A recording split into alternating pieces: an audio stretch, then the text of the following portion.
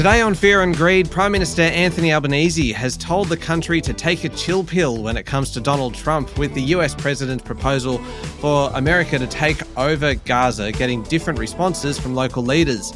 Business confidence picks up as the outlook for interest rates improves, and Tasmania turns out to be the healthiest place in the country to live. Plus, the RAV4 takes the top spot in car sales, and American football is coming to the MCG. Welcome to Fear and Greed, daily business news for people who make their own decisions. It is Friday, the 7th of February, 2025. I'm Michael Thompson, and good morning, Sean Aylmer. Good morning, Michael. Sean, the main story this morning, Prime Minister Anthony Albanese has basically said that Australians need to take a chill pill when it comes to Donald Trump and not react to every statement that he makes. Maybe, but isn't he the President of the United States? If we can't react to the President of the United States statements, then whose statements can we react to? Mr. Albanese said that we need to sit back and not react to everything he says. The Prime Minister and government ministers have been dodging questions on Trump's changing policy decisions for days. On ABC News Breakfast yesterday, Mr. Albanese said, I'm going to quote him, "There's been two different positions in the last week on Canada and on tariffs, and that points towards the need to sit back and not comment on every statement that is made every day." Well, really, Mr. Prime Minister, given he is the President of the US, Mr. Albanese stood firm on Australia's long-running position for a bipartisan two-state solution in the Middle East. Earlier in the week, Donald Trump suggested that the US take over Gaza and shift Palestinians to other countries, caused global outrage. And in the last 24 hours, lots of global leaders have come out and said, no, we disagree with that, not least those countries who Mr. Trump expects to take the Palestinians. Yeah, and Peter Dutton has had a different response to the proposal. He said Donald Trump, this is a quote, has a very different approach than his predecessors. He has a business approach. And then he added that if we can see a plan that has peace and stability restored to the region, then would I support that? So he's clearly equivocating. Yes. Yeah, it appears to be the case. But I'm a little bit kind of wary of this idea that we shouldn't be reacting and commenting on what the President of the United States says, because otherwise it does have that feel of you have to wait until there is a final policy or a final decision that's been made, and it's just not the way it works, is it? No. And yesterday, after Donald Trump had made his comments about Gaza, the White House did a lot of work to try and draw him back from it, or at least draw the public opinion back from what he actually said. Funny times, Michael. Funny times. I think that sums it up very, very well. I'll be interested to see how that appears on the transcript of this podcast, Sean. Locally, much exciting happened yesterday in question time? Well, Peter Dutton, the opposition, are still very much focusing on anti-Semitism, and when the Prime Minister did or didn't know about a caravan full of explosives in northwest Sydney, that was found by the Australian Federal Police. When the Prime Minister knew about that, vis-a-vis when the Premier of New South Wales, Chris Minns, knew about that, seems to be a point of attack from the opposition. One thing they did do yesterday, the opposition, is push a little bit more into the cost of living debate. Now, in the newsletter this week, we talked about the fact that that the opposition hasn't really pushed the cost of living too hard. And it's the political cycle is working against the opposition on this one, because the cost of living is actually improving. And interestingly, yesterday in question time, they did push into that just a little bit more. And just before we leave politics, Sean, New South Wales has passed expanded anti-vilification and intimidation laws on the back of a spate of hate crimes targeting Jewish communities, though the new laws could soon be superseded by federal laws that passed the Senate yesterday. Perpetrators of anti-Semitic crimes in New South Wales can face up to 2 years in jail. This is a whole new package of laws that's aimed at stamping out racially and religiously motivated violence.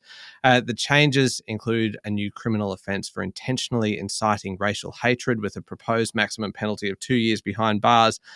It was interesting to hear Premier Chris Minns talking about it. He said New South Wales could not wait for federal laws, even though that new hate speech legislation was set to pass Parliament in Canberra and pass the Senate yesterday.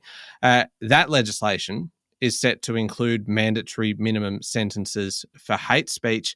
There is a lot of action quite quickly now on this one, Sean.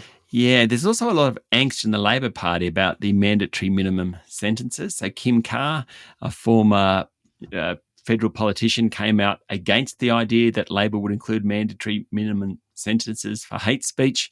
It's not a philosophy that Labor has ever followed, but I think the government felt it needed to do it. Interestingly, Chris Minns yesterday, the New South Wales Premier, came out and said basically whichever legislation was tougher would be applied to anyone caught vilifying or intimidating people. Turning away from politics now, Sean, to a bit of economics. I can Love see that. you relaxed into that as soon as I said that. You're like, here we go. Something I know about. Business confidence, Sean, is up a bit. And business conditions remain stable, though corporates are more upbeat about the next 12 months compared to the last 12 months. That's right. That's the finding from the National Australia Bank Business Confidence and Business Conditions Survey for the December quarter. Conditions were steady last quarter, but significantly, business expects better times in 2025. They expect to make bigger investments. That's very good for the economy. That reflects hopes of lower interest rates, recovering consumer demand, easing cost growth. Also, there's an improvement in medium to long-term inflation expectations. The big thing for businesses still is wages, though. They're worried about wage costs growing too fast. But otherwise, they're kind of okay with what's going on in the economy. It's good news because we need business to be confident. We need them to invest. They think the next 12 months will be better than the last 12 months. Therefore, they'll invest more. That actually creates jobs. Now, we're seeing it in the share market. A strong day yesterday, the share market. We'll come to that a bit later. But we're also seeing it among small businesses. And of course, small business is the lifeblood of this economy. So good news all round. Yeah, certainly is. All right, we've got a lot still to come, Sean. We're talking about the RAV4. We're talking about the NFL games at the MCG and why the whole country should move to Tasmania. I love that story. We'll be back in a moment with the rest of the day's business news.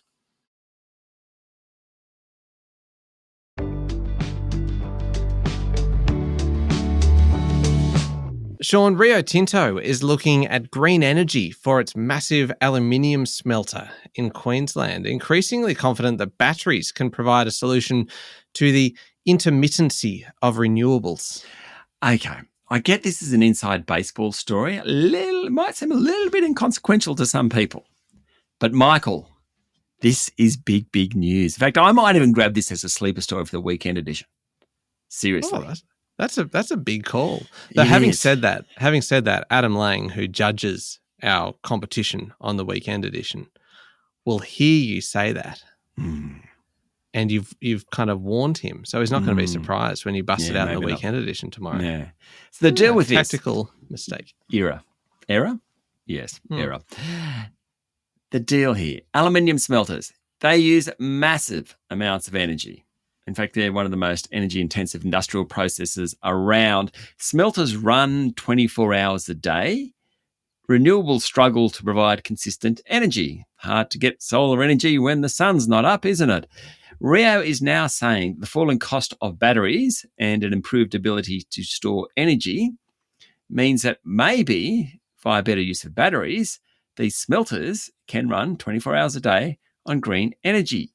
The batteries, they call it firming power. It's basically batteries kick in when solar and wind are at low ebbs, then you use the battery power. If you can do this at smelters, and this is why this is exciting, this is why it's consequential. If you can do it at something like a smelter, which uses a massive amount of energy, it suggests that you can do it at other places. Rio has never spoken about this, about the idea of using green energy 24/7 at aluminium smelters until yesterday. Big deal.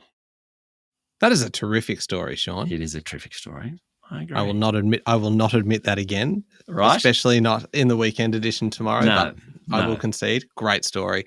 Online property group REA has kicked off earnings season, announcing a 26% jump in profit, triggering a 3% rise in its share price.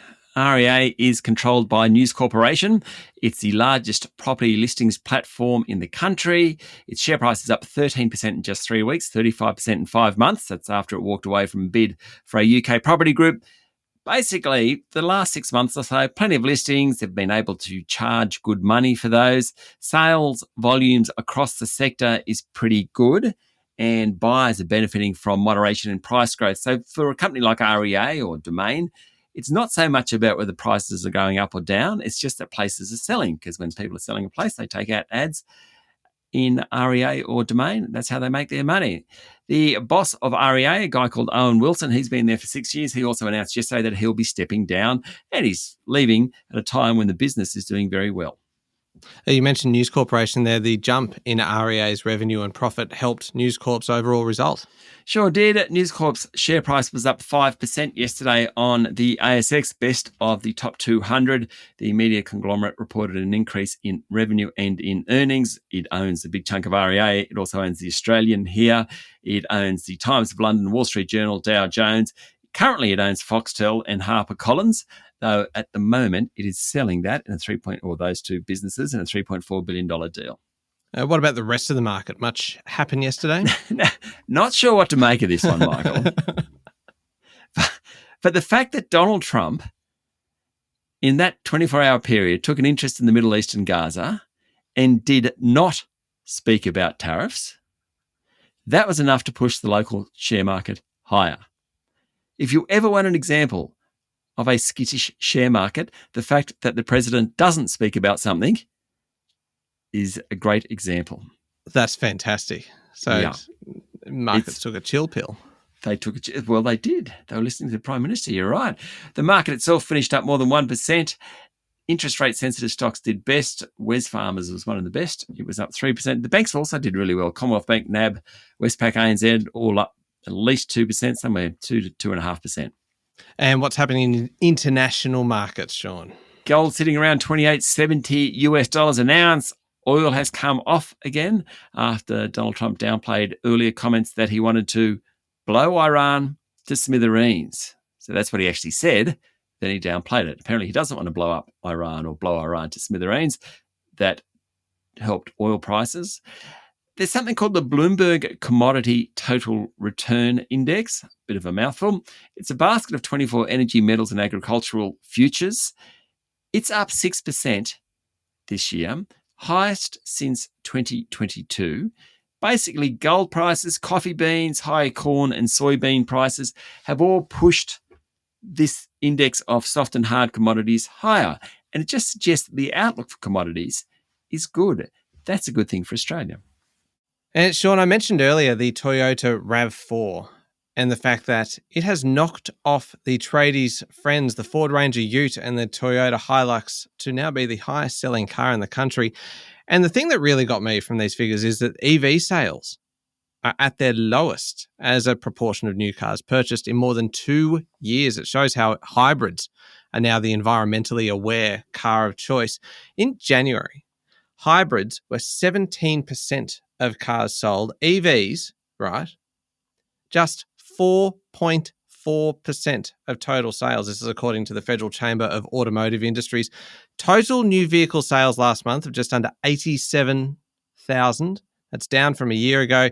For the month, the biggest manufacturers, Toyota, Mazda, Ford, Kia, and Mitsubishi. It still surprises me that you never see Holden on the list. I mean, in 2021, the brand was retired from Australia, so they don't make Holdens anymore. But, you know, it's hard when you've lived in Australia for... Some of us are old, even you, Michael. You know... You miss it. You do. Was it football, meat pies and Holden cars? They were the three great actually Australian miss icons. Yeah, totally. Yeah. Anyway. Can we talk about Tasmania? Yes. I know you like the story.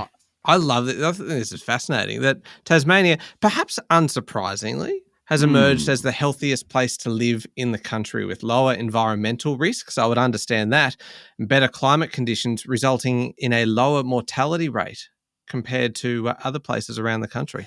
The study by public health researchers at Monash University, reported in the Fin Review, looked at 2,000 cities and towns and suburbs across the nation, combined data on a dozen different factors contributing to health. So things like air quality, access to green spaces, temperature, socioeconomic factors, as well as things like cardiovascular disease and other indicators.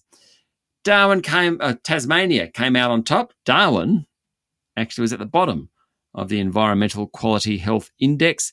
That was mostly due to extreme heat and low incomes. After Hobart, we had Melbourne, Adelaide, Sydney, Brisbane, Perth, and Canberra, and that was in order. Generally, rural areas fared worse than urban areas.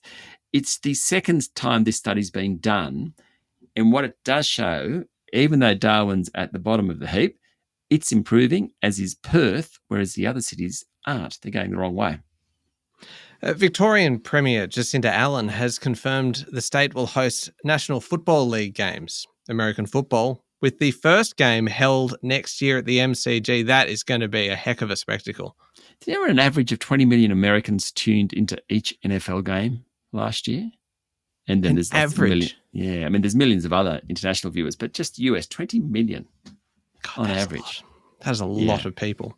If you get 2 million people tuning into something in Australia, that's considered a success. Well, the AFL Grand Final and State of Origin, that's the sort of numbers you're talking about there, and they're the biggest games of the year. So crazy. Those are staggering figures. Yeah, the Los Angeles Rams will be the MCG's host team. The games will be part of the NFL's regular season. The contract with the NFL is for 2 games with an option for the third. Now, Jacinta Allen said the multi-year deal was another touchdown for the sporting capital of Australia. There you go. But she wouldn't comment on the price of the deal, said it was commercial in confidence. But American football is coming to the G. Immediately after the show, Sean, good timing for this conversation, you're speaking with Ben Willey from Spinach Advertising. Yeah, it is very timely because, of course, the Super Bowl is on Monday morning our time. So we talked to Ben all about the, I think, $7 million 30-second spots in the Super Bowl. We also talked to him about Sam Kerr and her earning potential, given the furore that's going on in the UK at the moment. And he is very upfront about what this means for Sam Kerr, and it ain't great news. Well worth a listen. Yeah, indeed. It's coming up after the show, so stick around for that one. Turning to international news now. Last month, Sean, was the hottest January on record, surprising scientists who actually expected the cooling La Nina weather cycle in the tropical Pacific to slow almost 2 years of record high temperatures. January ranked as the third hottest month globally on record, with a surface air temperature of 13.23 degrees Celsius, 1.75 degrees Celsius above the pre-industrial average, according to the Copernicus Climate Change Service. That's the EU's Earth Observation Agency. The warming is set to fuel concerns that climate change is accelerating at a time when countries such as the US pull back on commitments to reduce emissions. Emeritus Professor of Geophysical and Climate Hazards at UCL, Bill Maguire, said the data was, I quote, both astonishing and, frankly, terrifying. On the basis of the Valencia floods and the apocalyptic Los Angeles wildfires, I don't think there can be any doubt that dangerous or pervasive climate breakdown has arrived. Global consulting firm McKinsey is considering withdrawing from China, worried that doing business there isn't worth the risk given the tense relationship between Washington and Beijing. Interesting, this one. Some senior partners at McKinsey have been voicing concerns since late last year, even before Donald Trump was re-elected. According to Bloomberg, the lucrative North American business, they argue, can more than offset a China retreat. Currently, McKinsey has offices in 130 cities, 65 countries. It has a stated goal to expand, not shrink. If you take a bigger look here, Joe, a record number of US companies in China, about 30%, are thinking of moving some operations out of the country or already doing so, according to a survey from the Australian Chamber of Commerce in China. It just demonstrates how what's happening at the political level affects businesses. Yeah, absolutely. A quick update on a story that we talked about yesterday, Sean. The US Postal Service has backflipped on a plan not to accept parcels from China and Hong Kong. The confusion is over duties that need to be paid on all parcels, big and small, after Donald Trump upped tariffs on Chinese goods by 10%. Bit of an update there. I think that we're talking about 1.5 million parcels every day not being. I reckon you'd have to backflip on that one. Oh, yeah. Otherwise, just the backlog would be catastrophic. Up next is the Fear and Greed Daily interview with Ben Willey from Spinach Advertising. It is coming up in the Fear and Greed playlist on your podcast platform or at fearandgreed.com.au. And keep an eye on your playlist as well. At midday today, a new episode of Ask Fear and Greed where we answer listener questions. And please, if you have your own questions that you would like us to answer, it can be anything to do with business or the economy or anything at all, actually, relationship advice, perhaps. We can venture into that space. Send it on through via the website, fearandgreed.com.au or any of the social media platforms. Thank you very much, Sean. Thank you, Michael. It is Friday, the 7th of February, 2025. Make sure you're following the podcast and please join us online on LinkedIn, Instagram, X, TikTok, and Facebook. I'm Michael Thompson, and that was Fear and Greed. Have a great day.